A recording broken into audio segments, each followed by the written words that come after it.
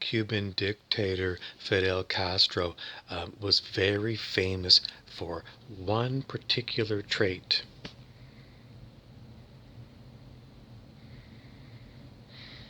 Did you guess cigars? Wrong. Why? Well, because even Arnold Schwarzenegger is famous for cigars. So it's not exclusive enough. Fidel Castro, president of Cuba, communist dictatorship.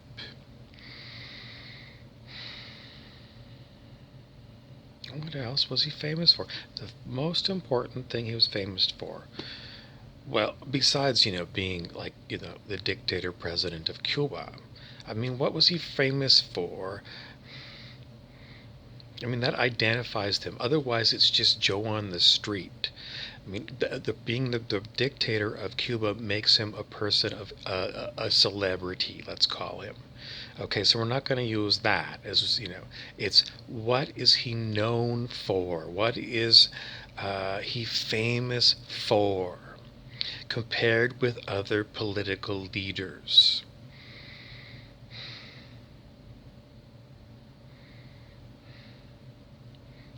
Okay, the answer is Fidel Castro loved to give unbelievably long speeches. Fidel Castro, he was a master of, well, if you did this kind of speech in the U.S. Capitol as a congressman or a senator, it's called the filibuster, where you just talk and talk and talk, because you're not talking to give any information out. You are talking in order to create a delay. It's all about time. So that's what Fidel Castro was famous for. He would get up on a podium, and if you were, um, a slave of Cuban dictatorship, if the guards of Fidel, or the secret police, or the local police, or the military, whoever it was, one of these armed gangs of thugs came and said, El Presidente is giving a speech this afternoon.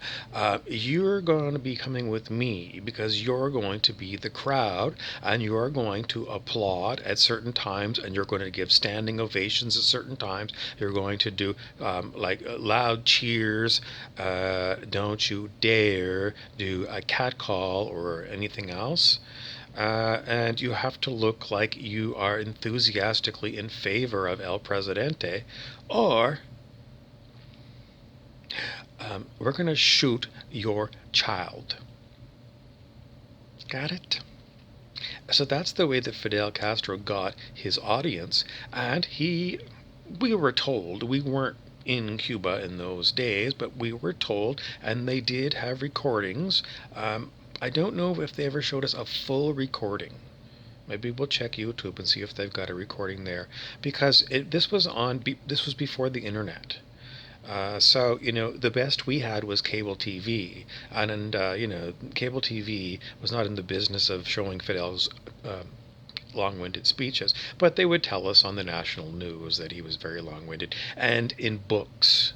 Books were a really good source of information about foreign countries, because the authors, famous authors like Tom Clancy, W.E.B. Griffin, set their stories in various locales around the world. So, and they talked about them, and you got a good idea what was going on there, even though, you never seen pictures, because we didn't have pictures of all these places.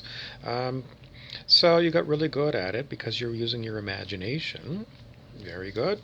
And Fidel Castro was, I don't know, 4-hour speech in a hot Cuban afternoon sun. That's what it's like to be a slave of a dictatorship. It's very important, because this is what we are facing right now all over planet Earth. We are facing, somebody says the reality, and I hesitate to go there just so that we can leave the floor open as if you do have a decision to make. Do you wish to live free Or do you wish to be a slave of the state?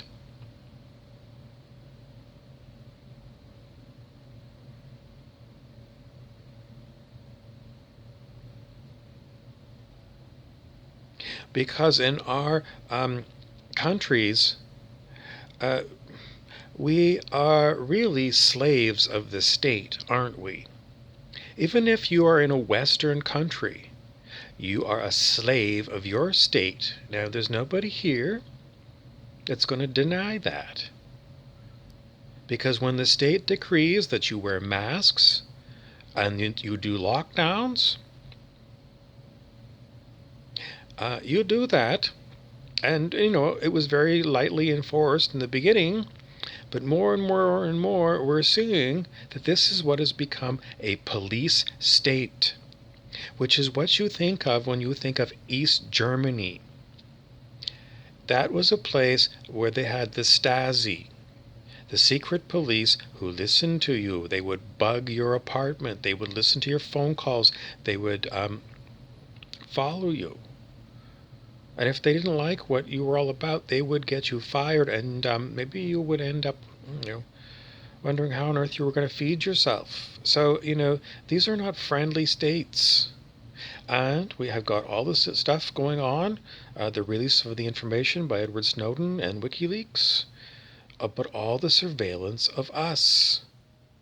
And right now I'm talking on a smartphone, and it's totally available for not just the government, but anybody who's got the technology to listen in on whatever I'm doing all the time, using the built-in camera front and back, the microphone. We already know that there's not unsecret apps you get off the App Store. And when you go and you look at it, you see that quite often they want access to your contact lists, even though it's just a photo editing app. Seriously, photo editing app, and you go and you look, and that little son of a bitch wants to know all my contacts and their phone numbers. This is like spying on you. But those are the ones you know about. The one you really should already have figured out is the fact that these phones, even when you turn them off, still record you if they want to and listen to you if they want to, because they have a back door into all of this stuff. So by remote control, if they want to check on what you're doing right now, even if you turn your phone off, they'll ping your phone and find out where it is. So, and I don't want anybody to say that doesn't happen, because it does. Now let's go on to Fidel Castro's long speeches. Okay, so what is the choice that we are making right now? Because in essence, with the technology developments that we've had, we have become just like East Germany, the communist dictatorship. So what are we going to do about it? Now, East Germany lost its status as an independent country with the fall of the Berlin Wall. And it basically came down to the Soviet Union, Russia, no longer had the will to enforce this artificial barrier between the two Germanys. And that was it. So once East Germany lost the support of its patron country, the people looked at the situation, and then the people said, there's more of us than there are of them. Them being the elite governing people, the Communist Party, let's put it, the Communist Party of East Germany. There were more people that were out of it than in it. So they said, if the Russians aren't going to step in, so the East German doesn't have anything going for it other than their own military, we're going to have to take a chance here, folks. And if we all come out, either they're going to slaughter us all, or they're going to run and hide. So it was definitely a risk. But when everybody got the courage to do it, they won their freedom. And once it was shown that this was going to work, then it was just the dominoes of all those Eastern European countries that were communist by force by Russia. So what's that got to do with us today? Once again, what exactly are we up against?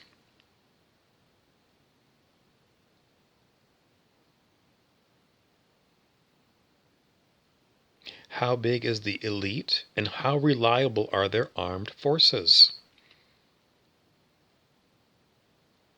And do they have any other kind of things going on, like do they have access to nuclear weapons, for example? Are they going to say, we're just going to nuke the world if you do this? So either you agree to be a slave or we nuke the world. And clearly we're insane, so we don't care if we blow ourselves up. So do you want to live or not? That's what they're going to say to you. But the writing is already on the wall.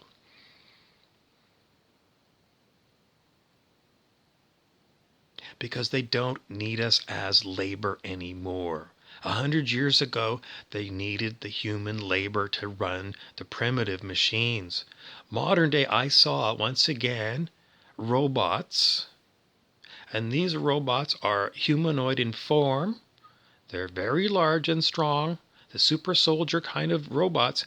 And there was like 3 of them, and they were doing a dance together in perfect harmony. So they don't need humanoids, other than perhaps as sex slaves. But the rest of us, they don't need us if we're insurance agents, because we insure the other people. We don't insure the elite. If you're a banker, you're not a banker for the elite, etc., etc., etc. Who are your primary clients? Who are you serving day to day in your job? If you're not serving the Rockefellers or the Rothschilds or somebody else like that, if you're not serving those kind of people, they don't need you, because they don't need to make money. Money is how they control us. But, the whole point of it is their plan is to use bioweapons to kill us off anyway, and we've already had the first experiment with the Rona.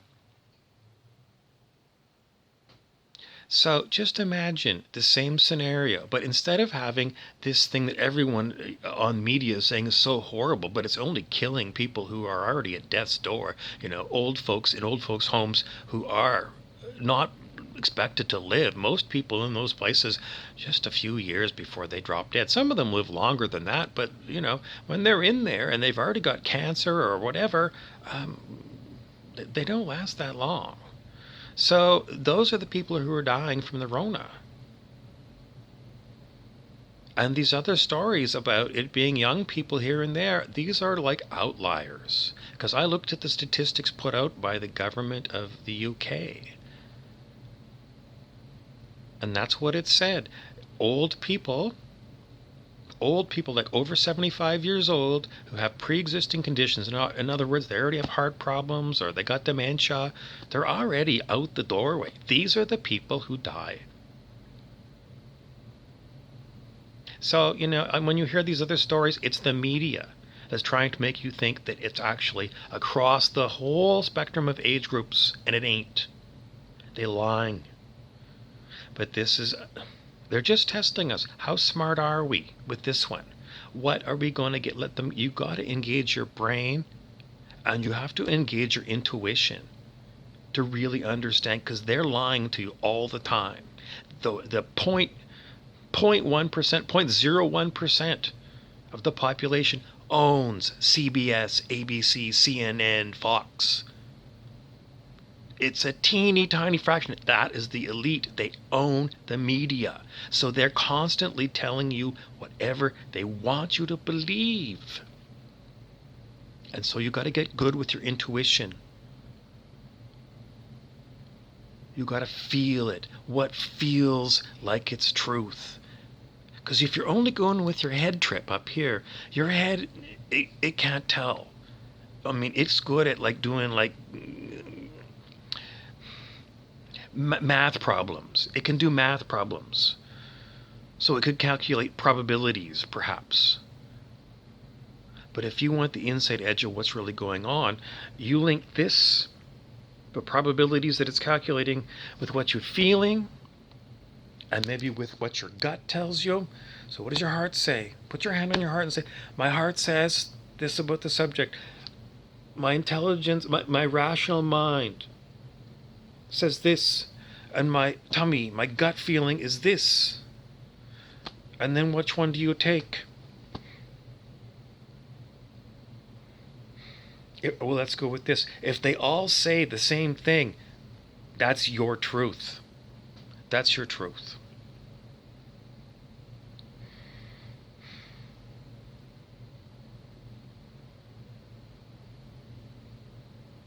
So they want to make planet Earth a they like to keep the animals. They want to bring the animals back. They want to get rid of, let's go with 95% of the human population as it is today. Because they don't need us. We only serve us. So they get rid of us. And then they get all of the land. And then they're going to turn it into a wildlife preserve. And then they're going to use it as their private hunting ground. They're going to go on safari on planet Earth everywhere. Because they're going to have all these wild animals. And then they're going to keep a population of humans to do the Hunger Games on. That's going to be a reality with these people. These people originated with Project Paperclip. They are the Nazis. From Germany after World War II, Project Paperclip brought them over to the USA, and the Russians did the same thing. They got some of them. So the different major countries on our planet today are being run by the people brought over from Nazi Germany. How do we know? Because that's what we are seeing all the time. And it didn't take much care at Wuhan. Are you serious? Do you know how the security, you go look up the security of some place that looks after like Marburg or Ebola. Those places don't have accidents. They are engineered, multiple layers of security. So if a virus does get out of one of these facilities, they let it out. They put it out. They placed it out. They gave it to people on purpose. They gave it to people on purpose. And so this was the test run. And not, 98.5% of the people, I don't know, it's like that much, are not going to die of the Rona. Again, I saw these statistics from an article from Politico, because it was the only place I found these good statistics, and it was about the state of California, and that's what they said. You can't find the statistics anymore, but I'm sorry I didn't keep that Politico article, but that's where I found it, and I did the numbers. So I had to go and look all over the UK website, and I came across something. It was a link to a spreadsheet that had this information, and the other was this political article about what was going on with the Rona in California. So that's where I'm coming from. I'm not just making this shit up. So that's the first thing that they did. It was a man-made virus made in, I'm not sure if it was Wuhan, or they just wanted us to think it was made in China, so we would blame China. They do all the probabilities using computers. Social engineering. They understand how we think, and they tell us what to think through the media. So you're going to have to be very wise to their methods. But it's just as easy for them to design a version of Ebola that's airborne. And Ebola, it's like over 99% of the people that get it die. So right now, right now, if they decided right now we're going to release one of these Ebola viruses, we'd see it. And, they would deliver it just the way they can deliver these vaccines all over the place, just this quick. Just this quick, they can get that Ebola everywhere in the planet, and there's no safe. You cannot run away from this because they own planet Earth. And just like that, just as fast as they get those vaccines out, and Ebola is transmissible person to person, so you just get one population going, and just keep planted in every city, and then all the cities are gone. And within 2 weeks, they've eliminated the human population on planet Earth, and of course, they've already developed the vaccine for this version of Ebola. And if you're one of the elite, you get it, or the elite special chosen people. But they're all the elite.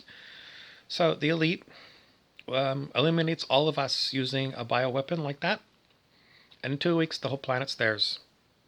So why are they keeping us right now? What's going on that's stopping them from already having done this? We must have people that are in the elite who will not consent to this. So that's basically it. It's just basically it. There's some of them that won't do this. What would change their mind? I don't know. We don't know. They talk about there being factions and things. Some people say, well, younger people, maybe Dolores Cannon's 3 waves of volunteers.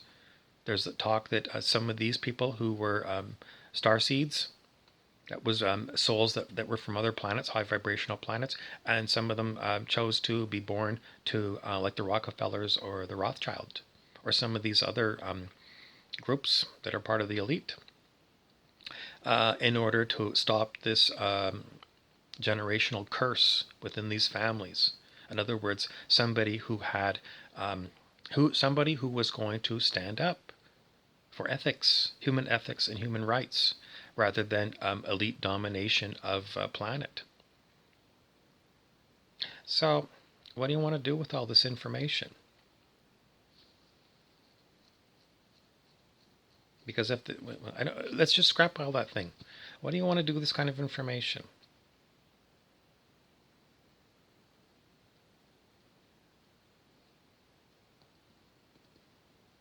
What do you want to do with this information?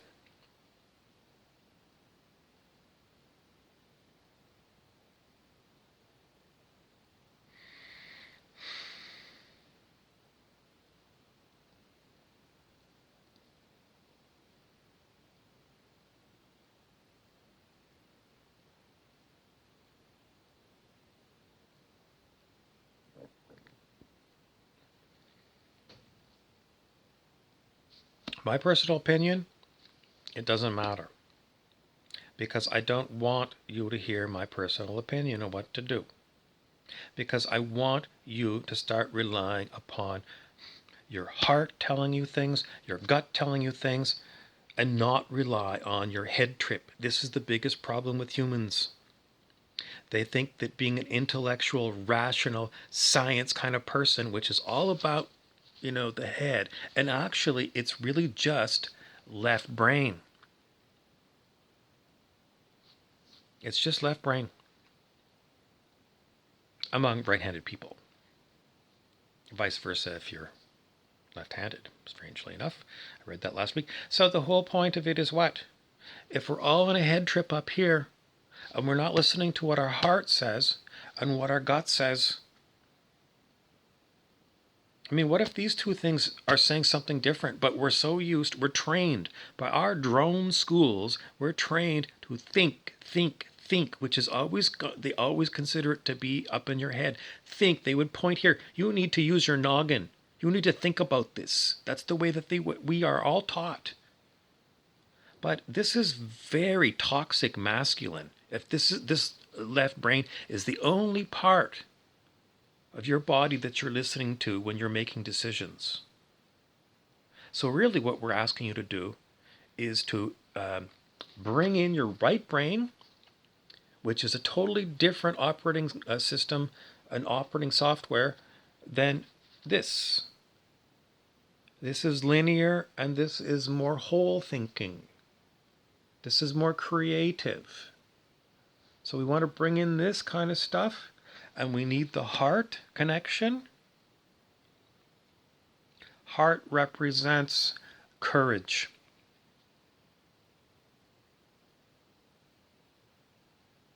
And it is service to truth.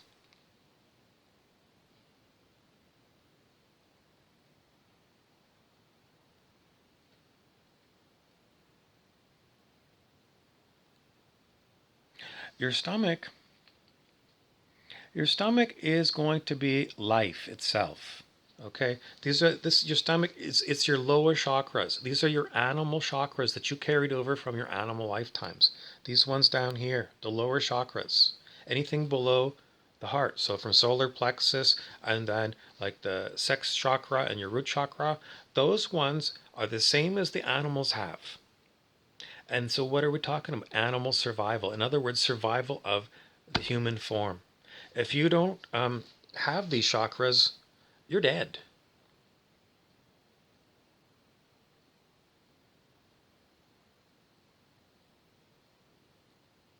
Because this basically is the way it goes. So you have to be listening to your gut because your gut is making sure that you, this particular body, that this body survives.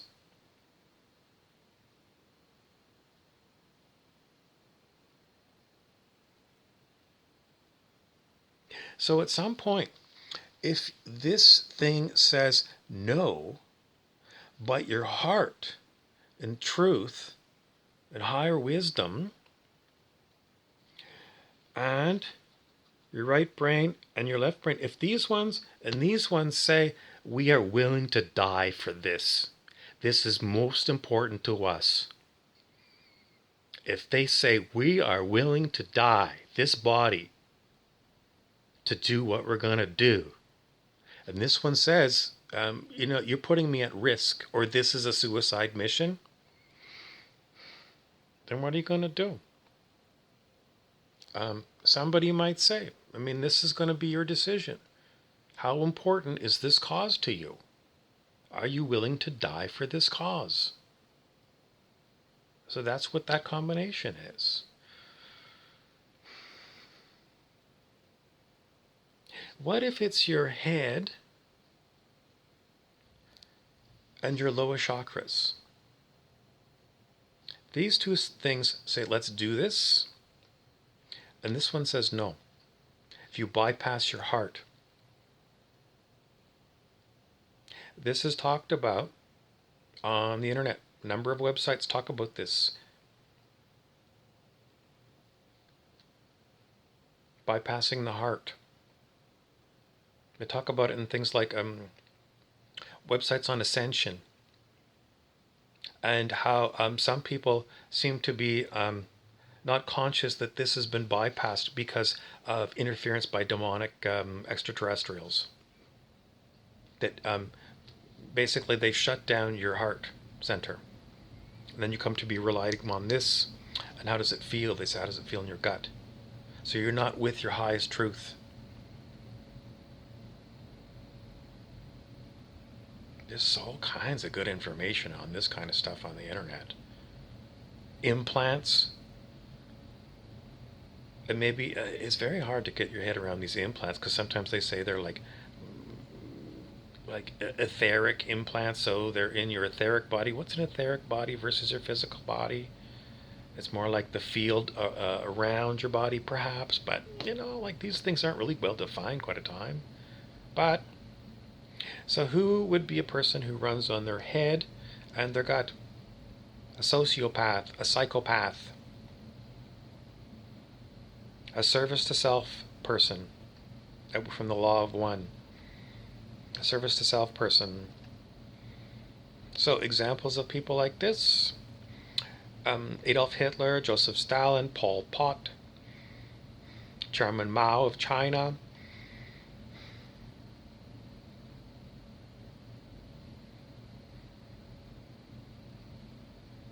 In other words, people who are the elite who kill without compunction.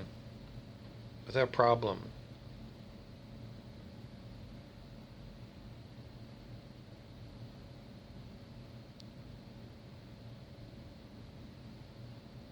People who lie, cheat, and steal to get ahead in business. Yeah, people in business could be even respected lawyers or doctors, but their ethical program, it's only a pretend one because it's not hooked up into truth. And this is very common. Let's go with 65% of the population of planet Earth. We're told by Dr. Hawkins' books it was 70%, but that was, a decade, 15, 20 years ago. So let's give us some credit that perhaps things have changed a bit. I can't muscle test to tell you, but let's say 65% of the human population bypasses their heart. You can't trust these people ever. These people will fuck you every time. 70% of humans, 65, 70% of humans. And then Dr. Hawkins said, like if you're in the United States, it's about 50-50 when he does muscle testing. Has it changed since then? You think we've improved or not in the past 20 years? As far as consciousness goes, I'm seeing people. I'm seeing it with my own eyes. There is an awakening. So his numbers aren't going to be the same. We are improving. I'm seeing people, signs of people waking up to going to higher consciousness. These are the people who are seeing the synchronicities. So they're just seeing these meaningful coincidences. They might be seeing these number patterns, like 1111 or 1234 or 707, 737, 747, 757. Maybe they're seeing like 333, 444, 555. And it's like they're not, it's just like all of a sudden you're just noticing it's like involuntarily to you, your eye turns and looks, and there it is. It's 11:11. You weren't even thinking about 11:11. You were busy, you've been doing some stuff at whatever, and just out of the blue you look, and there it's 11. It doesn't happen once. It happens quite frequently. These things happen. I'm hearing about a lot of people having this, and I'm seeing that a lot of people are having ascension symptoms. So what I'm seeing is people who have got things like migraines, chronic migraine headaches, and they're going to see the doctor over and trying everything with the doctor and nothing works. Or, well, anyways, these kind of things that aren't resolving. And I know with my own body that I've got all of these physical problems that keep coming up, the fibromyalgia, it's horrible. The fatigue, the brain fog that comes and goes. So when other people are showing these symptoms, I'm saying that their consciousness are coming up. So Dr. Hawkins' numbers, I don't think they're accurate anymore. So it makes it even harder for us to figure out what's going on. And then there's also the internet. And it's just the memes, the people who have this higher consciousness, who've been working on themselves since, I don't know, way back in the 1960s. People, the hippies, and just people who have disconnected from capitalism, and they're not looking. They're basically, maybe they're not quite sure. I mean, they know that they're not being treated well by capitalism because they can't afford a house of their own. They're driving 15-year-old beater cars. They're working full-time jobs, sometimes 2 full-time jobs, just to make ends meet. These people know that capitalism is screwing them over. So we have more and more people who are what they call waking up.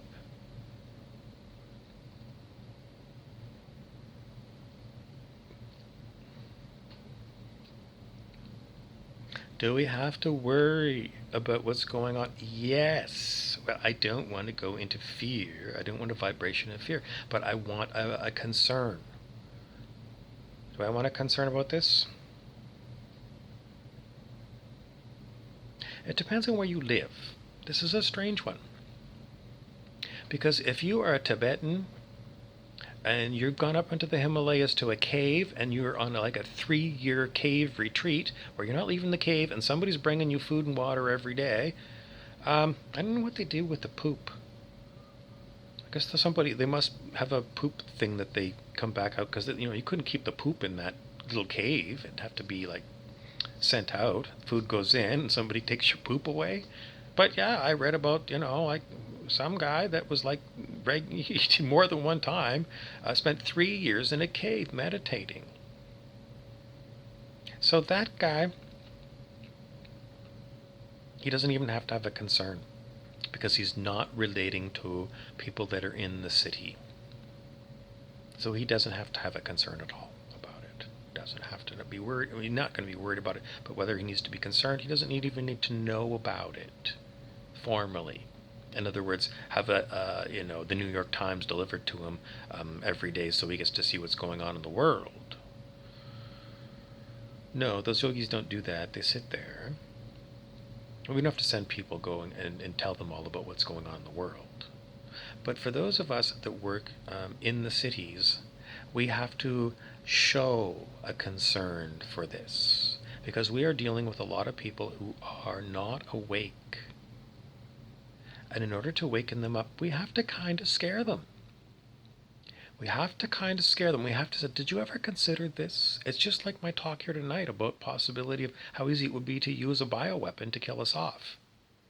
And it's designed, it's designed to rattle people from their slumbering ways, thinking, that the government looks after them and they don't have to do any thinking on their own. They're just robot people, the sheeple people. To wake up a sheeple people, you've got to give them something for their monkey mind to gnaw on, like a chicken wing. And that's why we tell a lot of these stories. It's for people who are totally... It's different than the yogi. Why is that? Because the yogi is into higher consciousness. And you better believe it, they are super good at feeling. They're super good at feeling, and they know what's going on in the world without having to go to New York, Tokyo, and Moscow. They don't. They go there in their mind.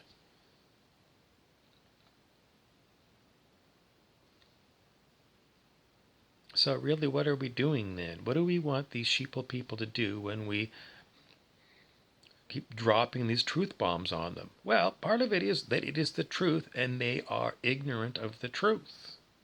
Because this is the way things really are on planet Earth.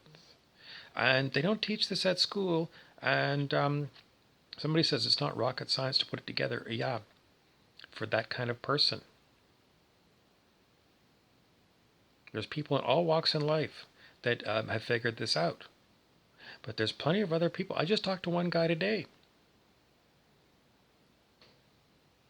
Total sheeple people. Because I used the term deep state. And this was on a comment on somebody else's post on LinkedIn, the business social media where you're not supposed to swear and be very professional or whatever. Well, it's not me, babe. My LinkedIn says that I'm a comic and a content creator. That's what comics do. We talk about things that you never thought about, primarily to make you feel like you got your money's worth. I learned a few things that I didn't know about. I never thought about it that way. So that's what I do. On LinkedIn, that's the way I'm listed. So for a comic contract like me to make a comment, it's not risking my career because frankly, I've already been in the corporate world and I have zero interest in going back into the corporate world. I have a master's in business administration. I have zero interest in working in business. Zero. I've been there, done that. And my heart is not in it.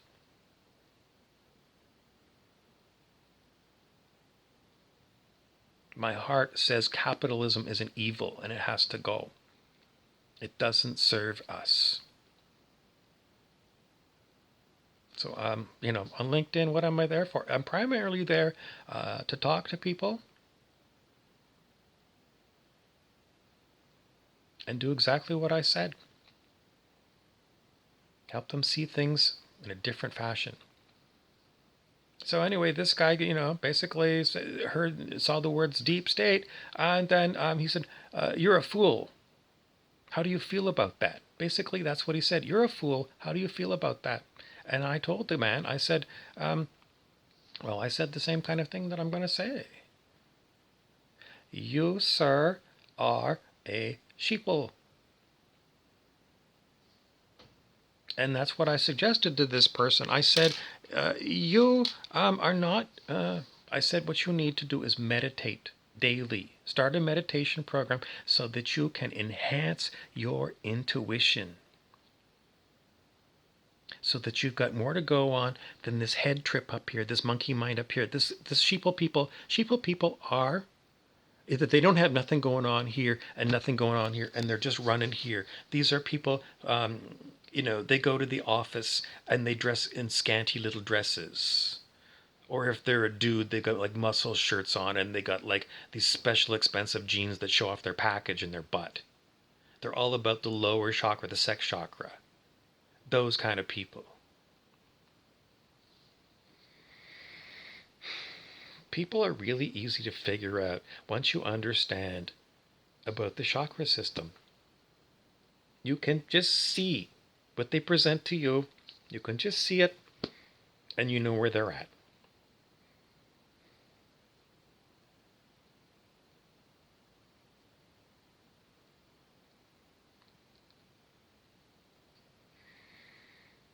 So that's about the end of my talk on Fidel Castro's long speeches. I am at 42 minutes. There was one more thing I was going to talk to you about on this particular item. I got to take a break. Hold on. Okay, I'm going to try some different hats. Okay, this hat, it doesn't want to talk. The Y, Georgia Y. Not yet. And the last one is Truth Squad. Truth Squad is going to start talking to us, and Truth Squad is going to start off by asking us, what's my truth? Not me, Bob. Not my truth. I want you to ask yourself, what's my truth? Like, write it down on a piece of paper. Write it down right now. On a piece of paper, write down, what's my truth? Question mark. And take that piece of paper and, if you're at the place you usually hang out with, where you're, your place you hang out, this is my hangout here, I'm here in the basement. So I'm going to put it on my coffee table, and I'm going to have right on my coffee table, and I'm going to put it here. I don't have a piece of paper here now. Here's my pad of paper, okay? Here's my pad of paper. So I'll have the pad of paper there and write down, what's my truth? And leave it there on your coffee table. So that, when you come down to sit down to turn on YouTube or play video games, you can see it. So then when you're, you need to rest your eyes or something, and you look at that, and then close your eyes, lie down on your couch, and just meditate on that. What's my truth? And because you're going to leave it out there on your coffee table, you're going to see it multiple times. See how many of these things come up that are your truths. How many are the ones that you know? How many are the ones that you're surprised that you have as a truth? How many things that come up as your truth, and you think about it and you go, that's been my truth for a long time. But, when I engage my left brain, my right brain, my heart, and my gut, that ain't my truth. And that was me. That was me. When it came to working in the capitalist business world. That was me. My heart wasn't in it anymore. So then what it became? It became kind of like, it was autopilot. It was autopilot. The decision was made for me.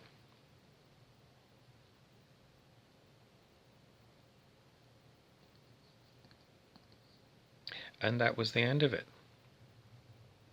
So how many of these things are going to come up for you? Things that you thought were your truths, and things that maybe you were running your whole life by. Because these truths were very important to you.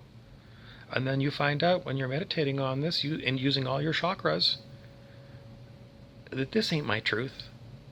And you look back on it, and maybe some of them were your truth for certain reasons, or maybe some of these things were totally like advertising. Things that you learned from the media. Things you learned from the shopping mall.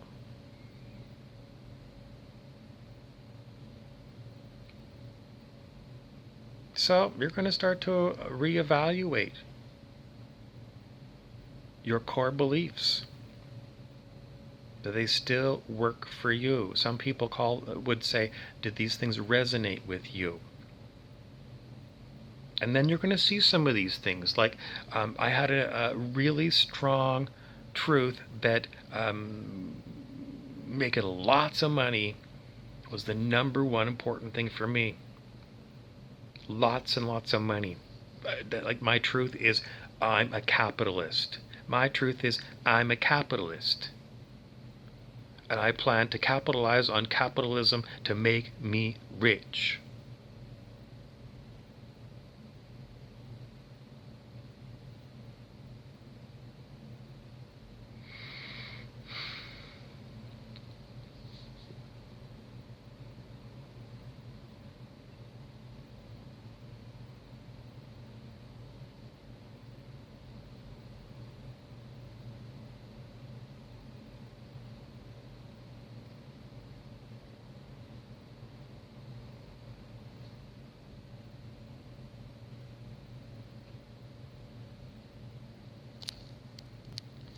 Why, Georgia, why? Well, I grew up in a crummy neighborhood, a middle class neighborhood, an upper class neighborhood, whatever your situation was. And I've seen how poor people live and how middle class people live and the elite live. And by God, the elite lives large. If you're rich enough and you own enough businesses, you don't have to work. What's your day like? You live on a huge estate. And you get up whenever you want. If you want to sleep until noon. And then you have the finest food and a glass of champagne for lunch. And then you wander down to your dock where there's a 35-foot yacht. And then I'm going to go spend the afternoon cruising around with my other elite friends. And I'm going to do these kind of days for the rest of my life. That's why people say, I want to be rich. I need to be rich. I deserve to be rich. I can be rich. I am rich. This is like those people that use affirmations. I am rich. And they just keep affirming it. And then what happens? This is the truth. This is that person's truth. And how far will these people go to get rich?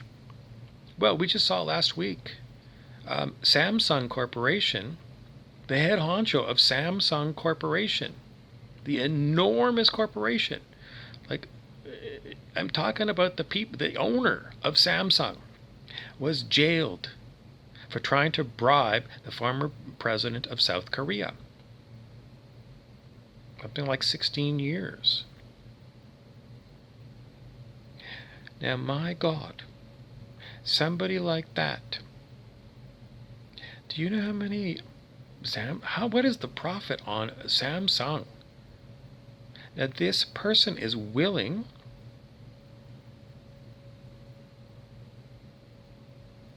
to break the law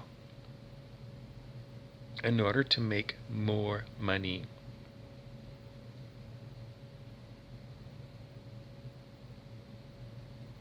To become more rich. So that gives you an example of somebody who values money over everything else. And then this becomes a real problem because these people are filthy rich and they own the world.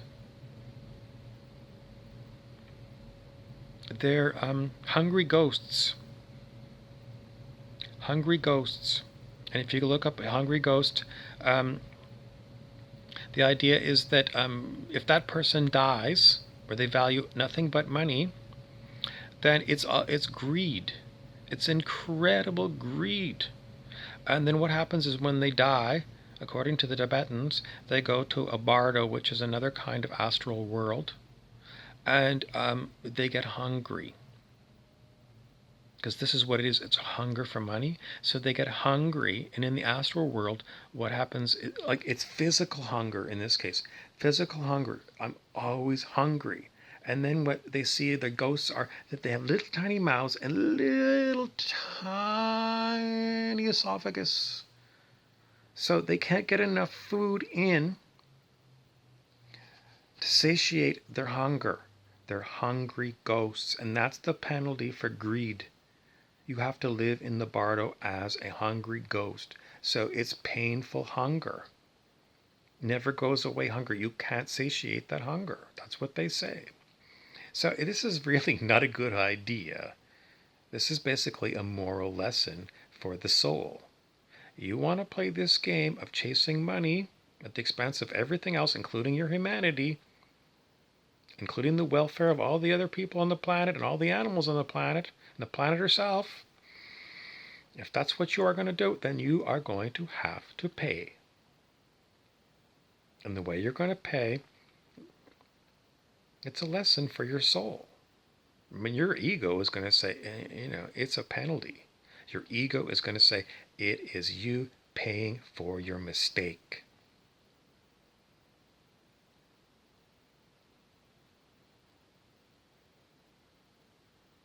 And really, what is it that's learning the lesson? It's your soul. And is it the ego? I'm not sure if the ego goes with you to your next life if you're one of these people. That would be the worst thing. If you got into a bardo state and you couldn't remember your life as a human, as a greedy motherfucker, you couldn't remember it, you just go to the bardo and you're just hungry all the time and you can't seem to satiate your hunger and you don't know why. That would be a horrible thing because you wouldn't be learning a lesson. You would just suffer. And you would think the universe hates you. How does it really work over there? I guess you're probably going to have to find a Tibetan Rinpoche, like a spiritual master of the Tibetan lineage, and ask the question. Or maybe you can find it in a textbook somewhere, but I don't know. But that would be horrible. And the reason I bring it up is pretty well, this is what they say about karma. If you're like following what teachings of karma from India, they say, you were born without an arm. It's because it's bad karma from a previous lifetime. But your ego in this lifetime is not the ego from that lifetime. You have no memories of that lifetime. So you're saying, this is stupid. Because here I am, born without an arm, and you're saying it's because in a past life I did something wrong. Maybe I was in a battle and I cut off somebody's arm with a sword, and now I'm having to live a lifetime without an arm. But that's stupid. Because, your ego, your personality, that's, in essence, you as a human being. And you say, I'm being punished for something that I didn't do because your personality was developed in this lifetime. And I got to pay for some other dudes you say that I was, and I'm going, fuck, I was. I have no memory of this. This is bullshit. You're trying to teach me a lesson? It's like, I didn't need this lesson. In this lifetime, I'm not that guy. I'm not a violent guy. So why are you giving me the karma of somebody else that you say it was me? The fuck it was me. This is a bullshit theory. This idea that, that takes lifetimes for certain karmas to hit you. But that's what they teach you in India. So that's why I bring this up. Because if that person that's in the bardo, that's the hungry ghost, doesn't remember their lifetime as being a greedy here, it's just torture. You're just torturing that personality in that bardo world. Who set this up? Some people say that's just the way it was. It's always been that way. That's just the way it was. We discovered it this way, and it's always been that way. Who set it up? Then they'll think, well, it was one of these gods. It was like Kali, Mother Kali or something. the goddess of a trillion universes, if you're Stuart Wilde. It's like, some being who's so vast, so enormous, so beyond you, you couldn't fathom the way that they think. It's like stupid. It's really stupid to say that these kind of beings set things up this way. Why is it stupid? Because it ain't fair.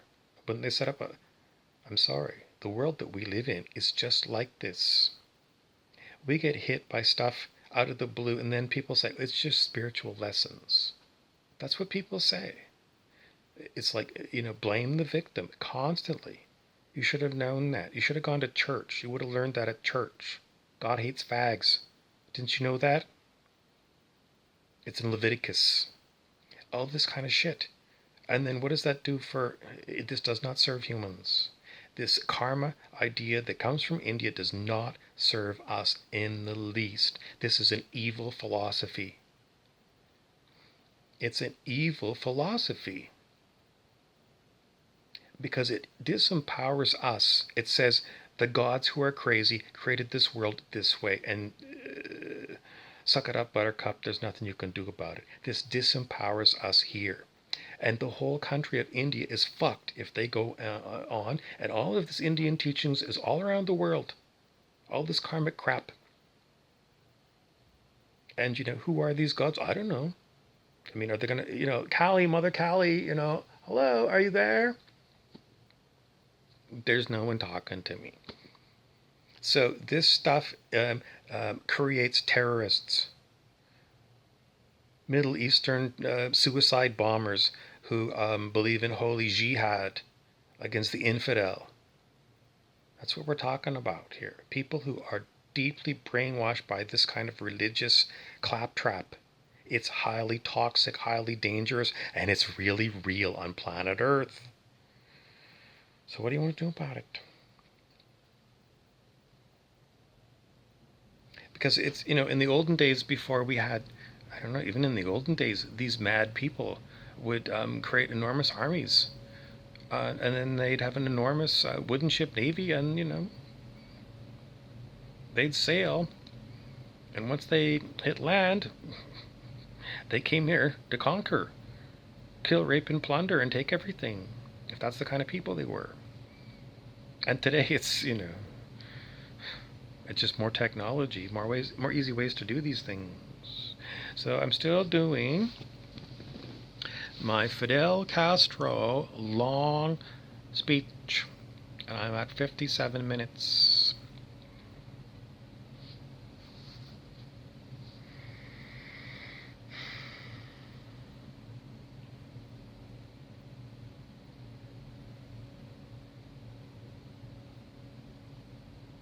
Okay, why did Donald Trump create a Space Force for real? For real. It's on my little book here. It says reptilian.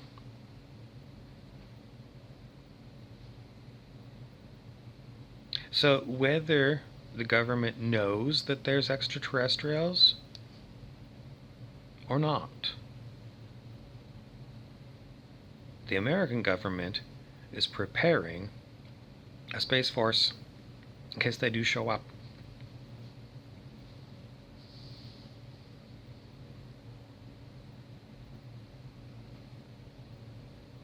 So how far out are our planetary defenses going to go? Is it just going to be this solar system? Or is that not going to be enough? Are we going to need a bigger Space Force? Because, we got to go check out the rest of our galaxy. We got to go check it out. Because maybe there's people that are like at our level of technology, or maybe even worse. Maybe they're ahead of us in some ways. But we got to go and we got to go out there. We got to go out there and see what's out there. Because we got to look for threats. Because if we got the technology, we would be remiss in our due diligence if we didn't go and use it to go and find out what the hell's out here in our galaxy. Is there something highly dangerous that we need to go out there and find it before it gets here? So that's what Space Force is all about. It's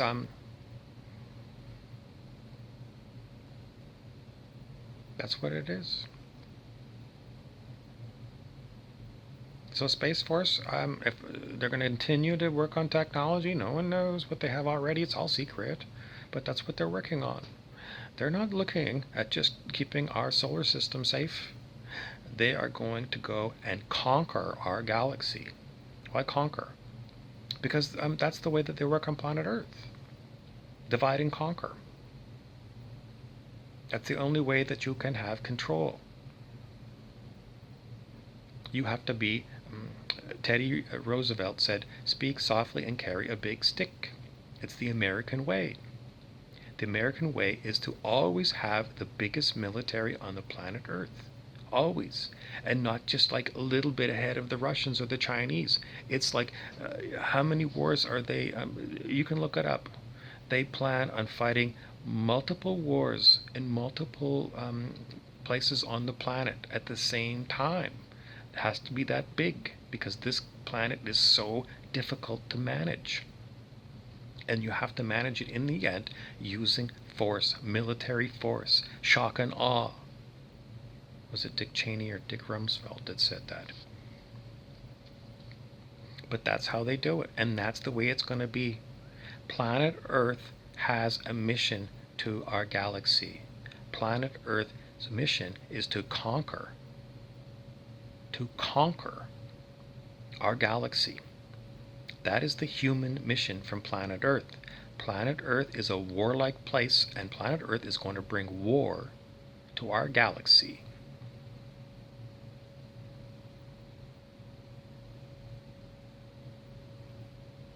Somebody wants to say, well, what about, other galaxies? If they've developed the technology, when they developed technology, do you know how far the next galaxy is? I mean, our galaxy is so big, when they do like in Star Trek, they're still dealing with our galaxy. It's so big. But, they did have an episode in Star Trek where they had people from the Andromeda galaxy, another galaxy. That is a long flipping way away. But, they'll keep investing money. They'll keep investing money in order to figure out ways to go there. Is humanity a cancer on the rest of the galaxy, or a savior and a protector? It's one of the two things. That's why we have in Star Trek the Mirror World episode. Mirror, mirror. The Terran Empire, which is about conquering the rest of the galaxy to go and profit from it, and to make sure that there's no other big guy on the block who's going to come and do it first. We're going to take it, the Terran Empire, and it's going to be highly. It's not hard. That's what it's going to be. It's going to be mostly left brain, but for creating new technologies, some of this, but mostly this, and these lower chakras, bypassing the heart. That's the Terran Empire in the Mirror Mirror episode of Star Trek, the original series. And then there's the Federation. The Federation is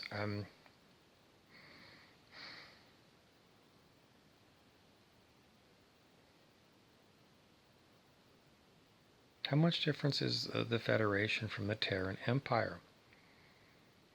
They're very hard to tell the difference of them. The technology is the same. They visit the same planets. They meet the same extraterrestrials on these different planets and out in space. If they get in a battle, they have the same kind of technology, so they're just as dangerous. The difference between the Federation and the Terran Empire, the Terrans are vicious. The Terran Empire is vicious. The humans are like velociraptors in Jurassic Park. They'll stop at nothing. They have no, what we would call, humanity. They're not humane.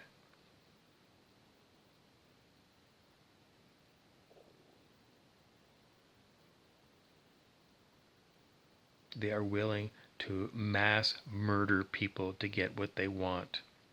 They're willing, no problem. This is what I want from you. And they showed this in Mirror, Mirror. This is what I need from you. Give it to me. Give it to me, or I'm going to wipe out your planet with photon torpedoes. I'm going to go, or some other kind of poisonous thing. I've got the technology to kill your planet. Give it to us. That's what the Terrans would do, and they had no problem. That's what they regularly did. You wouldn't agree with us, go with us, we're going to kill you. We're going to kill you, we're going to wipe you out. What's your choice? Do you want to live or die? Give me what I want.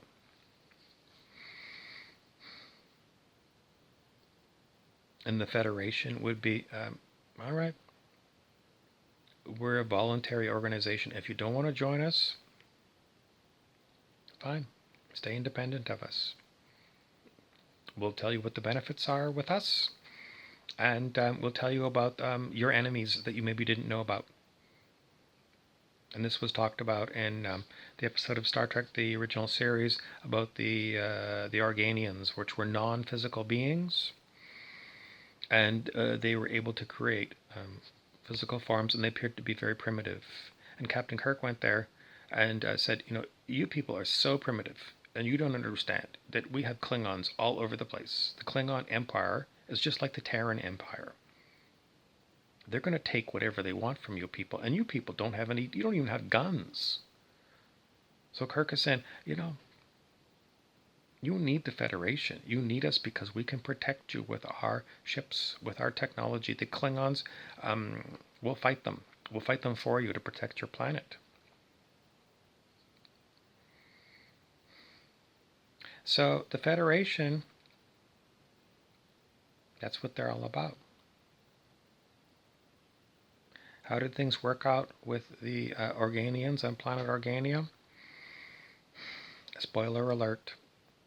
Okay, yeah, your spoiler alert. You can turn off your phone, and I'm going to tell you what happens. The Organians are so much further advanced in consciousness that they have evolved beyond the need to have a physical form. They're non-physical beings that can create instantaneously a physical body like a humanoid body and appear perfectly human.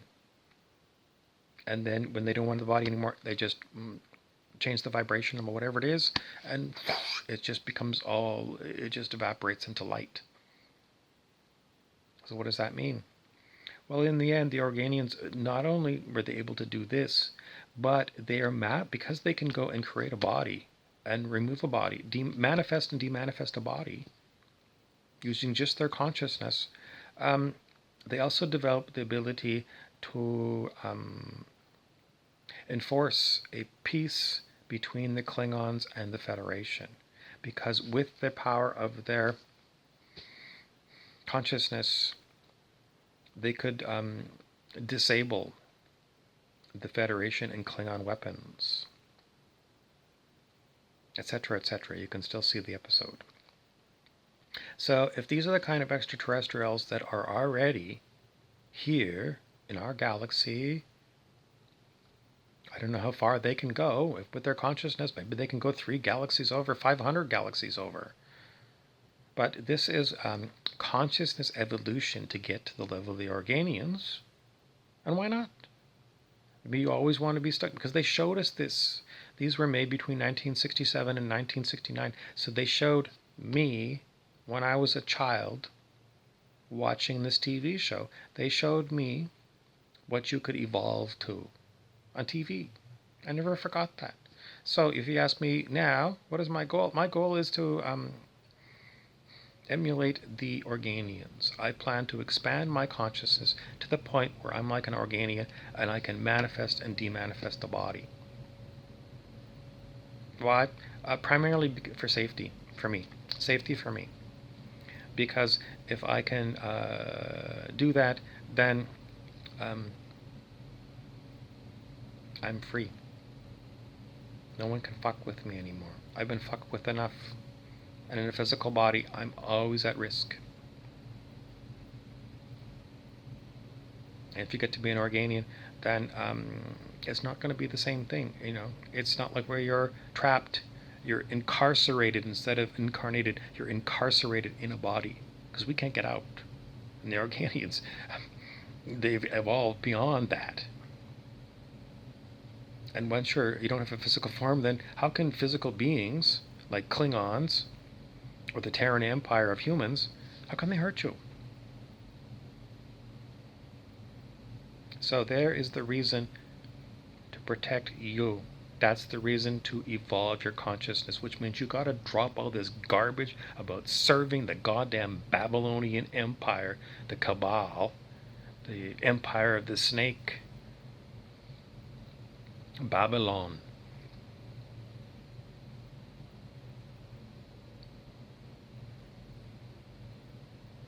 So, that's your Fidel Castro lecture for today. We made it to almost 1 minute, and it's going to be, no, it's 1 hour. I'm going to try and get to 1, 1, 1, 1, 1 on my numbers, because I'm just trying to hit that number so it'll look cool when you see this number. Okay, I got 3, 4, 5, 6, 7, 8, 9, 10,